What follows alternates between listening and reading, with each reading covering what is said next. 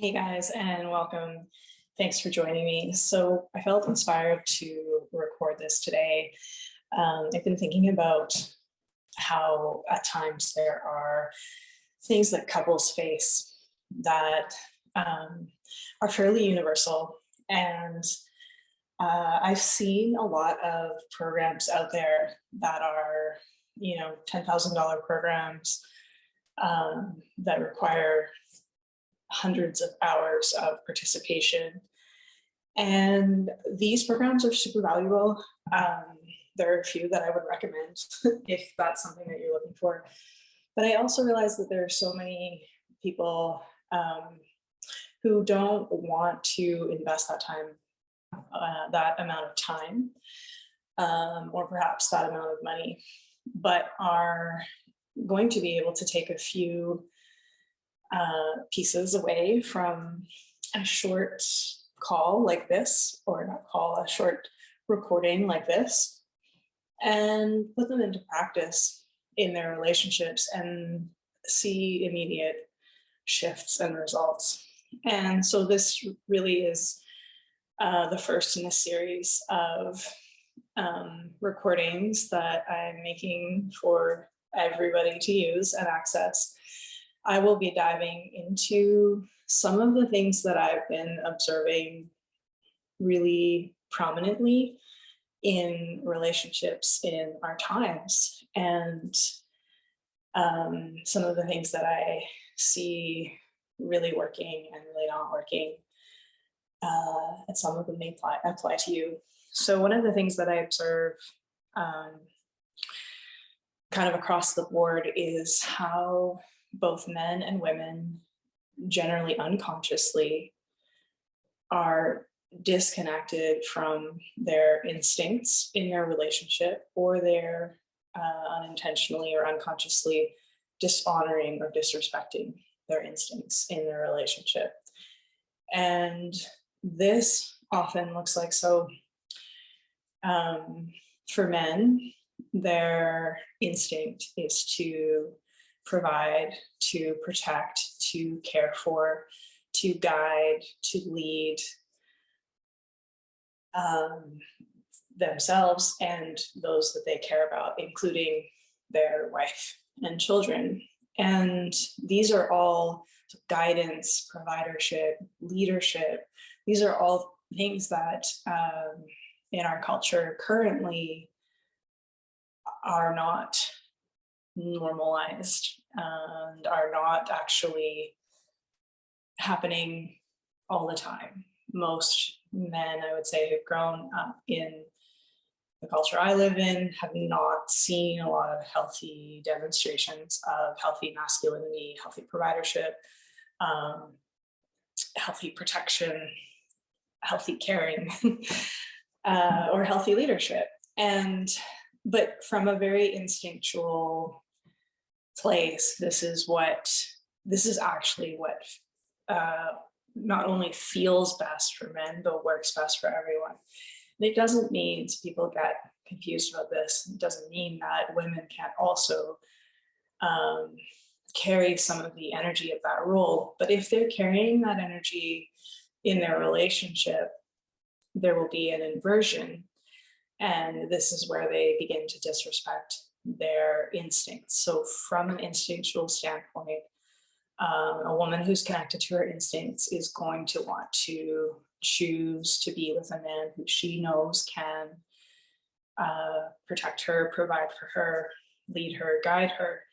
And this has nothing to do with her being less valuable than him or anything else. It simply comes down to the way that men and women are intended to, from a very health-based, biologically based standpoint, how they're intended to work together. This is how men and women thrive. This is how children thrive. And a huge part of that is that simple fact that women are the ones who give birth and breastfeed and are pregnant for 9 months, which is a completely different requirement, skill set, tool set, mindset, totally different contribution to the relationship than what the man provides. Now, even if it's a relationship between man and woman and they've never had kids, either them or they're never going to have kids, it's still the same dynamics. These are, so I am talking about our instincts. I'm not talking about cultural programming or some modern day ideology. I'm talking about instincts. And by far, when men and women who I've worked with connect to their instincts, their relationship problems transform, their mental health problems, if they have any, disappear. Their ability to focus on work and connect to their purpose also exponentially is amplified. And so when you have that instinctual connection, where women are able to, in the relationship, rest in their instinctual feminine energy. Rest, I don't mean like it's like a resting place, but exist in their instinctual feminine energy, and men are existing in their instinctual masculine energy, things really change. Now, often what happens is when people are entering into a relationship, or they've been in a relationship for years even, they are unconsciously running the same programming of whatever they grew up around. So if you grew up in a home that was run a specific way, or you saw your parents interacting in a certain way, it's really easy to unconsciously carry those patterns forward, because that's how we work as human beings. Without conscious effort, 90% of the thoughts we are having today are the same as yesterday, and our thoughts are creating our reality. How we think, how we feel, how we act, and what we believe is creating our reality. And so when you have two people who are bringing all their, whatever they were imprinted with in their childhood, they're bringing that, and they haven't fully connected to their instincts. And this is, it really is a spectrum, right? It's not like a one and done thing. You will always be able to connect more and more to your instincts. But when your instincts come online, things change dramatically in terms of what feels right in a relationship. So these are some of the things that I've observed for men and women when their instincts come online. For women, when their instincts come online, they no longer feels good for them to be in a role where they are nurturing or caring or doting on, reminding, controlling, planning, leading, guiding their husband or boyfriend. As their instincts come online, that starts to feel very wrong. And before that, when their instincts are not online, it'll feel fine. It may even feel empowering, and they may gain a sense of worthiness and importance from it, because this is how most women in our culture have grown up, developing a sense of accomplishment, contribution, self-worth. It has all been based on masculine self-worth of how much can you do. And so that will often show up in a relationship where you have that the woman sort of in that caretaking, mothering, nurturing role with her partner, and there's often this, he might be like a lion out in the world and be a great businessman and, all of that. And then the moment he walks in the door, totally changes. I've spoken to so many men who, when they connect to their instincts, what happens is that they feel like a stranger in their own home, and they realize that they have felt like a stranger in their own home for their entire lives, but never really understood why. And this is because in our modern day, what happens for most people is that the home becomes like her territory, or that she's controlling, because people build these relationships that are based on everything being equal. And this is where you have all this resentment that happens around, like most of the arguments that happen in relationships are around finances, chores, intimacy. And when when women step into their instincts, they're like, this feels awful. I don't want to be reminding, I don't want to be leading, I don't want to be planning, I don't want to be asking for you to do the chores, or for you to help with dishes, or for you to help with taking out the garbage. Like there's this these are daily things that couples have so much unnecessary animosity around, and it's simply because they are in those moments dishonoring their instincts. So connected to their instincts, that wouldn't happen. When a man is fully connected to his instincts, he's leading himself in every aspect of his life, which means he's aware that there's a lot that goes into running a household, and he's aware of that. And so he has a vision for the household. He checks in with his wife on her desires. He's aware of what makes her feel good and how to make that happen, and takes responsibility for that, which doesn't mean that he's doing all the chores, but there's an element of that we see so commonly in relationships where, he becomes like the man becomes like a child within the home or within the relationship. And then there's often discord around, not them not connecting, or her not wanting to, him not feeling respected, her not wanting to be intimate. These are things that I see repeatedly, and couples will go for, therapy, and sometimes that helps, sometimes it doesn't. Sometimes they end up diving into, all these little things or big things that happened that are things that happened as a result of this being out of whack or out of kilter. I feel like if I could give people one thing to help improve their relationships dramatically, it would be for them to honor their instincts. And in terms of getting to that place where you're honoring your instincts, it's hard because in our cultural conditioning, most women, certainly most women that I've worked with, have rarely experienced women being in full connection with their feminine instincts. Most women in our culture run a ton of masculine energy, and not necessarily like grounded masculine energy, but like burnout, hyper,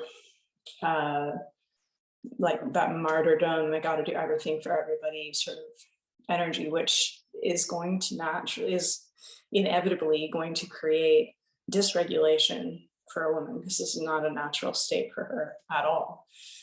And same thing with men. What I see in our society is that there are many men who don't have that deep connection to their vision, to their purpose. They're not aware that they need to be leading in their lives, or why it drives them so crazy when their wife is like, hey, can you take out the garbage? Right? Like it's a little thing, it shouldn't be that big of a deal. And yet most men, when they get to the root of it, they're like, that makes me never want to do anything. Or they'll do it, but it's like they have now stepped into this energy of being like the boy who needed to be reminded by his mom to take out the garbage.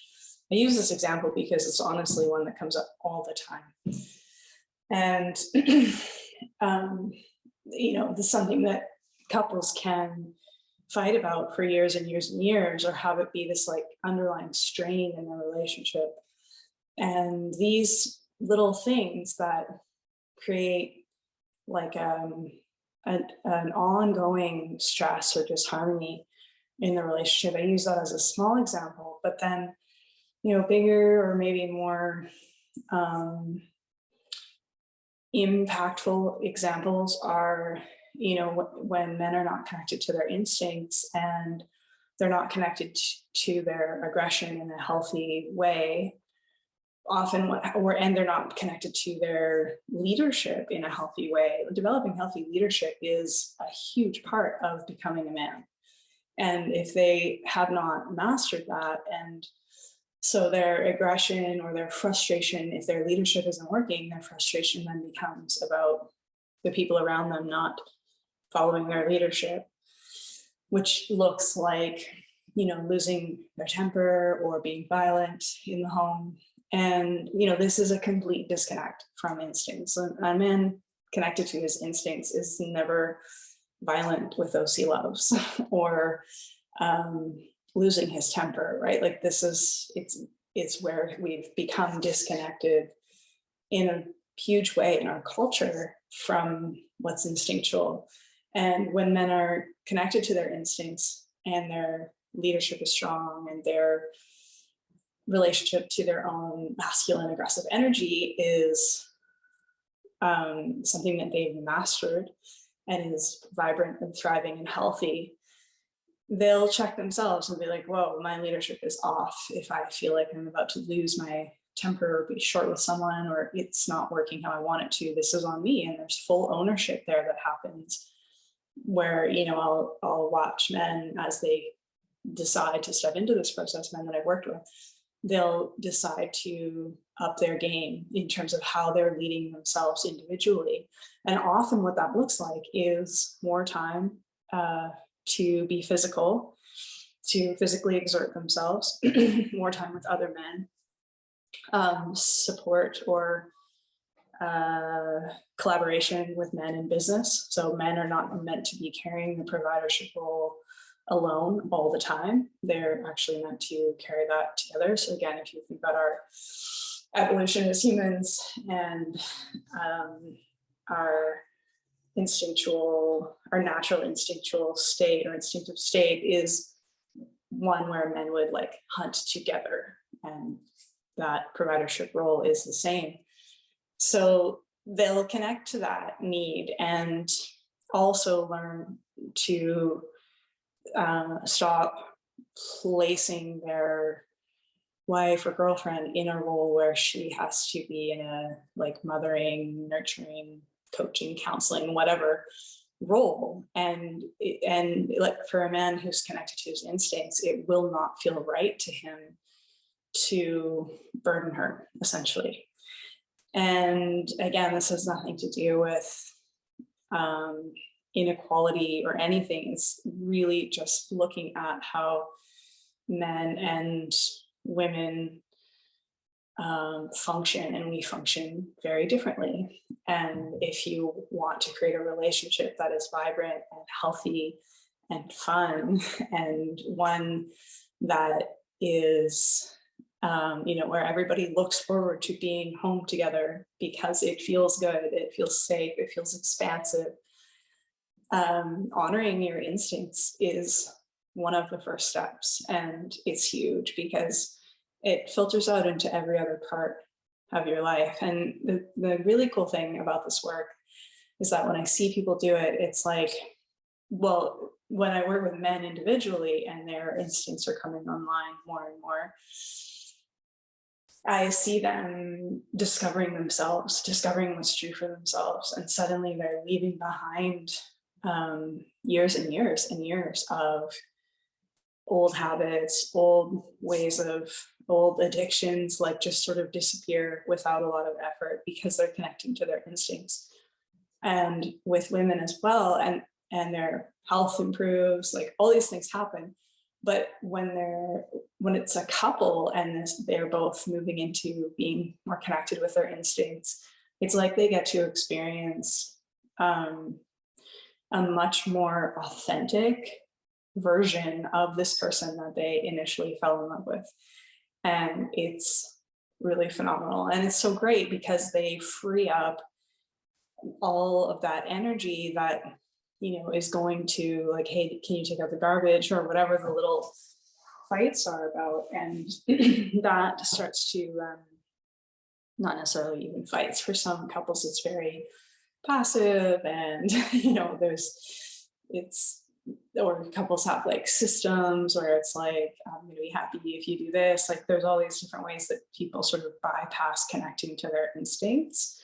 And there's also, I would say, a lot in the coaching world that is like teaching only one part of this, which I have also seen cause more harm than good. Because if you're learning to, behave in a way that is supposed to transform your relationship, but it's not actually coming from a foundational shift of connecting to your instincts, it's not real. It's not genuine. It's like a band-aid solution. But I won't go down that rabbit hole too far. But this is just one simple thing that I will leave you guys with today, because I wanted to keep this short, is that if you think about what it would mean to fully honor your own instincts, and maybe it's not all that obvious, maybe it requires more research, but in our culture today, there is a huge movement that is essentially suppressing that connection to instincts. And if you are looking to connect back to your instincts, having an awareness of your own cultural conditioning and why some people even feel like an internal conflict when they first start to do this work, where I've worked with women who are really independent, and they never want to be needy, and they don't want to be super emotional or blah blah blah, whatever their story is, and they start to do this work, and it's somewhat discombobulating for a lot of people because it's unfamiliar and it will contradict a lot of our cultural teachings. And it can be a little bit confusing at the beginning, I would say, but certainly a beautiful thing to observe. I would say one of the most beautiful things about watching and seeing my women clients connect to their instinctual feminine energy more is seeing them step into their heart, where they're not so much in their head all the time, but they're actually able to be in their heart, in their bodies, seeing their nervous systems become regulated, seeing them step out of holding space, holding energy, controlling, manipulating intentionally or covertly, managing, leading, all of that energy, and seeing them step into leaning back and being in their own feminine energy more, which contributes to leadership, which has its own sort of leading quality to it, but it's not leadership like we understand it in terms of okay, I'm somebody who has the plan and here we go. That's held by their masculine counterpart. It's incredible. And what I've noticed is that these are the happiest children I've ever observed, are children who are living in and growing up in homes where, I'm not saying you're not going to find happy children everywhere. Children are amazing, they're adaptable, but children who are really able to experience that devotion in their home, where their mother is totally cherished, loved, adored, chosen, claimed, guided by their father, not in a manipulative way or controlling way or overbearing way or domineering way, none of that, but in a healthy masculine leadership. I'm going to care for you, protect you, provide for you. I've got this kind of energy.